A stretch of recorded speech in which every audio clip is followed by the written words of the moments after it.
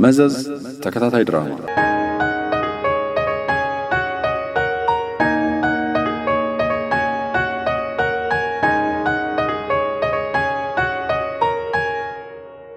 ደራሲ ቤዛ ኃይሉ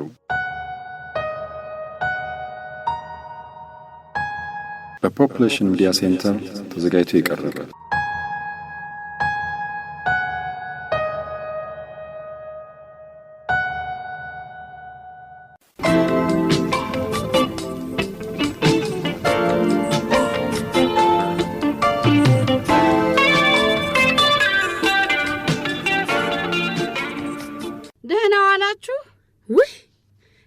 አልሽልኝ ካሰች እንዴት ነሽ?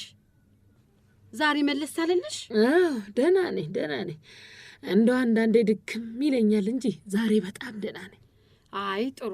እኔማ ዛሬ ትንሽ ወቀሳ ቢጤ ላቀርብ ነበር የመጣሁት። የምን ወቀሳ ነው ደግሞ? በቃ ያንን የመሰለ ሰው እያስቀየማችሁት አይደል? እንደው ቢያንስ በክብር ጠርታችሁ እንደማነጋገር በጥሩ ቀን መልእክት ልካችሁ ታስከፉታላችሁ።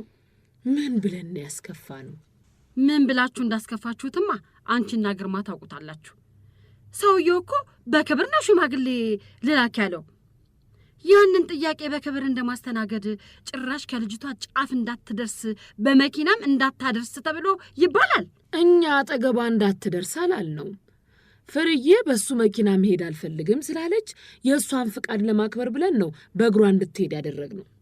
ወይ ጉድ! አልጋ ሲሉት መሬት ማለት ይሄ ነው እንግዲህ። ካሰች ሰው ሁሉ እኮ በአልጋ ላይ መተኛት አይመቸውም። ለመተኛት መሬት የሚመቸው ሰው አለ። እንደያፈጣጠሩ እኮ ነው።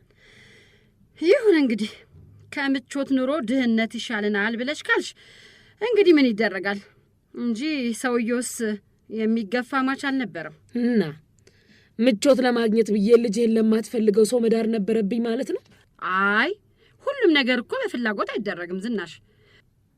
እኛ ባሎቻችንን በፍላጎት ነበር እንዲያገባ ነው።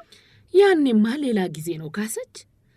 ሰው ደግሞ የሚኖረው በራሱ ዘመን ውስጥ ባለው አስተሳሰብ ልክ ነው። እኔና አንቺ በእኛ ዘመን ውስጥ ስንኖር ለማናውቃቸውና ለማያውቁን ሰዎች ተድረን ነበር። አሁን ባለው ዘመን ላይ ደግሞ ሴቶቹ የወደዱትንና ይሆነኛል ብለው ያመኑበትን ሰው መርጠው እያገቡ ነው እንግዲህ። እና ስንቶቹ ናቸው ገና መልሳቸው ሳይዳገስ እየተፋቱ ያሉት?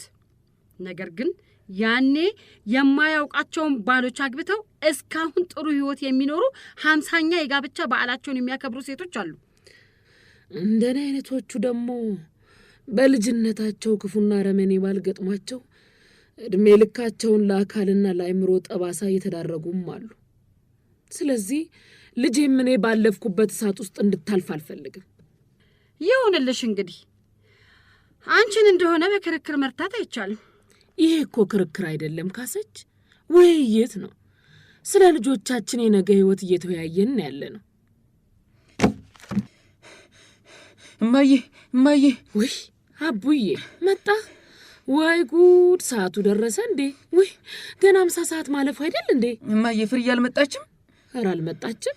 ገና እኮ ነው ሰዓቱ። አቡዬ አንተስ እዚህ ምን ታደርጋለህ በዚህ ሰዓት? ቆይ እንጂ ና እንጂ የት ልትሄድ ነው? እና ሰላም በለኝ እንጂ እኔንም ሰው በደንብ ሰላም አትልም እንዴ? ዝም ብሎ ገብቶ መውጣት ነው እንዴ? አይ ፍርዬ እየመጣች ከሆነ ላያት እኮ ነው። ቅድም እኮ ትምህርት ቤት የለችም ነበር። ምን? አዎ ጓደኛዋ ክፍል ውስጥ የለችም አለች። ምን ማለት ነው? አብራችሁ አይደል እንዴ በጠዋት ይወጣችሁት? አዎ ግን ሩጫ እየተሽቀዳደምን ሳለን ጠፋችብኝ። የት? እኔ እንጃ። ዞር ስል የለችም። ከዚያ ትምህርት ቤትም አልመጣችም። ወይኔ ልጄን! ወይኔ! ወይ የፈራ ነው ደረሰ። ወይ ልጄን! እንዴ ቆይ እስኪ አንቺ ምንድነው እሱ ደግሞ ወደ ልትሄጂ ነው? በቃ ልጣና ልፈልጋት እንጂ ይሄንን እየሰማው እንዴት ቤት ውስጥ ተቀመጣለሁ? ካሰች ቆይ መጀመሪያ ተረጋጊ እስኪ። ግርማን እንደውልለት። ወይ ነይ እባክሽ፣ ወተን ልጄን እንፈልጋት እባክሽ። ነይ ለጎረቤት እንናገር፣ አለበለዚያ ከመሸጅብ ይበላብኛል። እባክሽ ወይ ጉድ! ምን ጅብ ይበላታል ደግሞ? ያው ያ ጫካ የተባለ የሰው ጅብ ወስዷት ነው የሚሆነው። ቆይ ግርማ ጋር ብንደውል ይሻላል። ለማንኛውም እስኪ እባክሽን ተረጋጊ። ቆይ አቡዬ በየት በኩል ነው የሄደችው ጠዋት? ያው በጫካ በኩል በጫካ ቤት በኩል ነው ያለፈችው። በጫካ ቤት በኩል ነው ያለፈችው። አይ በጫካው አቋርጠን ነው የሄድነው በድልድዩ ጋር። እና ማንም ሰው አልነበረም አጠገባችሁ? ማንም አልተተናኮላችሁም? አይ ማንም ሰው አልነበረም። መኪናውን ግን ከሩቅ ሲያልፍ አይቼዋለሁ። መኪናውን?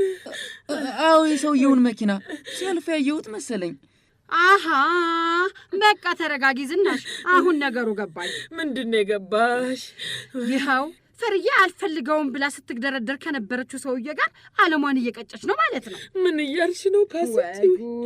ትናንት ለእናንተ አልፈልገውም ብላ ብትላችሁም እነሱ ግን ጠዋት ተቀጣጥረው ተገናኝተዋል ማለት ነው። እኔ እኮ የዘመኑን ወጣቶች ጸባይ ያውቀዋለሁ። አይ ፍርዬማ በፍጹም እንደዚህ አታደርግም። በፍጹም እንዲህ አታደርግም። አይ እሱን ተይው እባክሽ።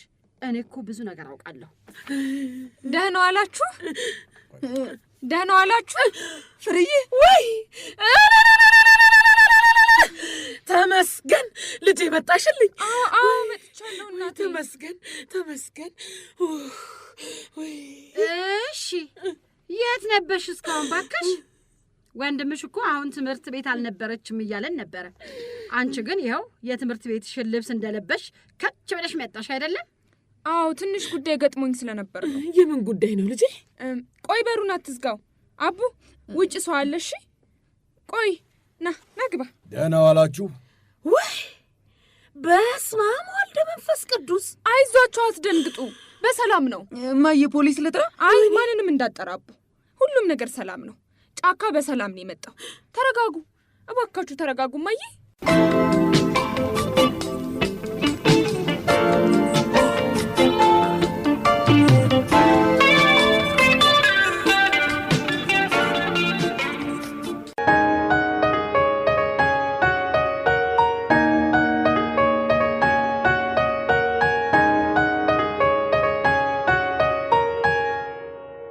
መዘዝ ተከታታይ ድራማ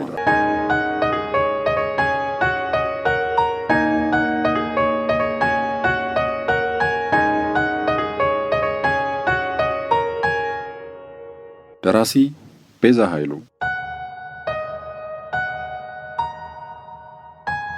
በፖፑሌሽን ሚዲያ ሴንተር ተዘጋጅቶ የቀረበ